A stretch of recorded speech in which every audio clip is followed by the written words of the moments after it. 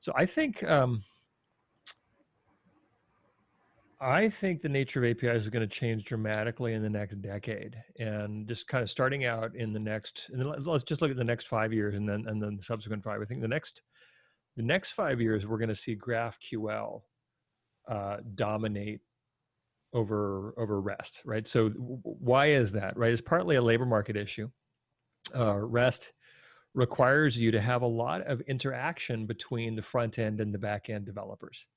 The truth about REST APIs is they suck and they're always broken for the apps that you want to build, right? Your app is mobile, your app is using the battery, it's using the radio, it's trying to ask a particular set of questions, it's trying to do like a nested outer join on data that's being represented in a way that's fundamentally rectangular, right? It's like not particularly sensible, it's a bunch of collections, a bunch of resources, a bunch of endpoints, but it doesn't model what the user cares about. So I think we need to start looking more towards the agent.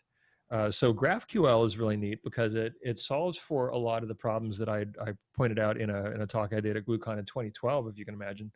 Around what are the challenges that you have? Like you need to understand the patterns of how your API is used. What are the aggregations? What are the queries? What are the searches? That just comes for free in GraphQL. And the thing that we love as introverts and developers, which is usually synonymous, but maybe that'll change the next generation, is not having to talk to people.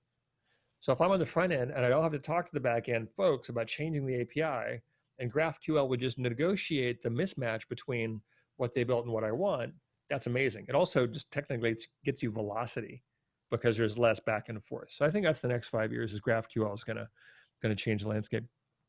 Part of what's going to happen, I think, over this time, but it's going to be really clear in the back half of this decade, is that our user agent will become spontaneously generated AI programs. So you can think about this today. What is a query? Right? A sophisticated query is basically a spontaneously generated AI program.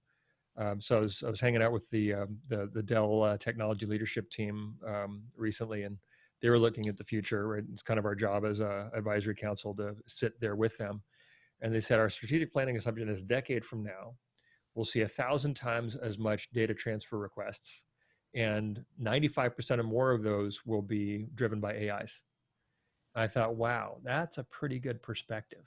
So when you look at AIs, there are going to be a lot of these, meta programs, generating programs, interacting probably through GraphQL, because a lot of knowledge problems are actually graph shaped, right? They're not rectangular. They're really about the relationship between things in time and space, right? All data is multidimensional. It's whatever it is, plus it's geospatial, plus it's temporal. And those relationships are actually much more elegantly described as graphical. And you find there's a lot of algorithms that we care about that drop from like order n complexity down to like order 2 or order 1 when we start to render the data as graphical. It also lets us do mathematical computations where we can walk the graph to understand the relatedness of information. And there's another word for the relatedness of information, that is knowledge. So when I look at what I learned at Google, right, the knowledge graph is the relatedness of information in the web.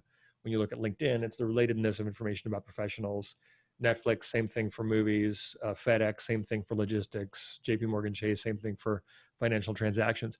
So I think that's kind of the shape that I expect for APIs for the next decade. The first is GraphQL and this change of how the front end and back end relate.